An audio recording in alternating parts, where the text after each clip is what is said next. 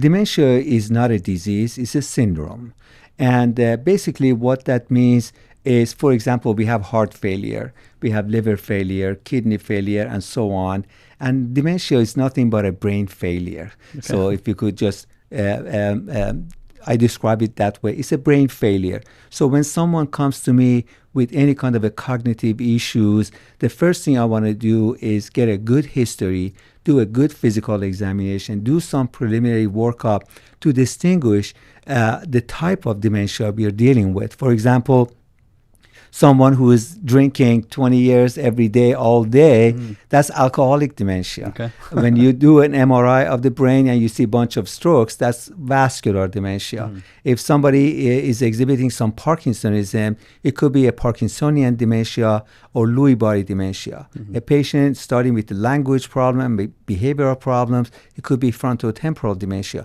Through some assessments and good clinical work, we determine exactly what kind of dementia that is. There is a phenomenon called age-associated memory impairment. In the old days, we used to call them senile dementia, pre-senility, hardening of the arteries, and a whole host of things. We no longer use those derogatory terms. So we call it age-related memory problem. How do we distinguish the age-related memory problem from Alzheimer's disease? Is as we age, just like everything else, we slow down mentally and physically.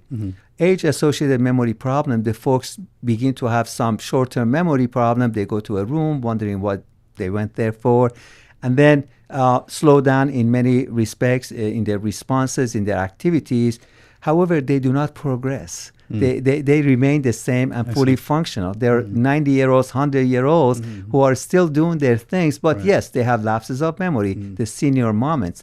Whereas with Alzheimer's, the folks who are transitioning to Alzheimer's, they begin to lose the ability of the learned processes, learned habits, learned activities. That's why we call it a great unlearning. And these are the folks who have learned, they have raised families, they've educated, they worked, and eventually they lose the ability to drive, to make decisions, to pay bills. And that's why you can tell the difference versus progressive or stable form of memory impairment. And that's how we can tell the difference. The best source of information is patient's family.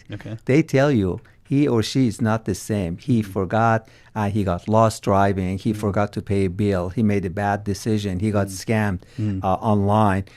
Those are the things that raise the flag of something else is going on. And besides, when we talk about dementia, when we talk about memory, it's not just memory. It's memory, problem solving, decision making, planning, organizing. Everything is affected. It's not just memory. Memory is the first thing we notice. Since age happens to be the biggest risk factor for Alzheimer's disease, so a lot of older folks develop Alzheimer's. So it's just, some folks say old-timers disease or Alzheimer's disease.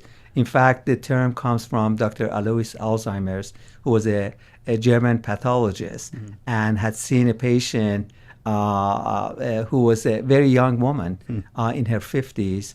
The initial description of Alzheimer's change was a young onset Alzheimer's patient, which that's how the name came about. The reason folks use the Alzheimer's and dementia interchangeably because 60 to 80% of the dementias happen to be Alzheimer's disease. And for that reason, besides the good history and physical exam and some of the initial assessments, now we have sophisticated methods, brain PET scan, amyloid PET scan, tau PET scan, blood biomarkers, and a genetic test to check for susceptibility gene for Alzheimer's disease. Now we have become much more sophisticated in actually identifying the Alzheimer's versus non-Alzheimer's types of dementia.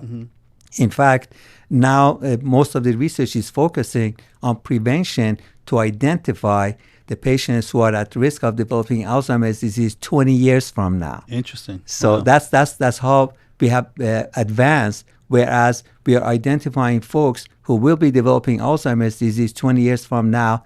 The changes in the brain have started, but they're functioning normally. They're working, they're raising family, they're making decisions without any problem. A lot of people ask me, when are you going to find a cure? The best answer I can give is, in order to find a cure for a disease, you have to find a single etiology for that disease to be able to tackle. Alzheimer's is not caused by one thing. Alzheimer's disease is caused by a whole host of bad things that happens in the brain. So are we going to be able to tackle every single one? Probably no, but I anticipate a cocktail of medicines are eventually really going to put a stop to the progression of the disease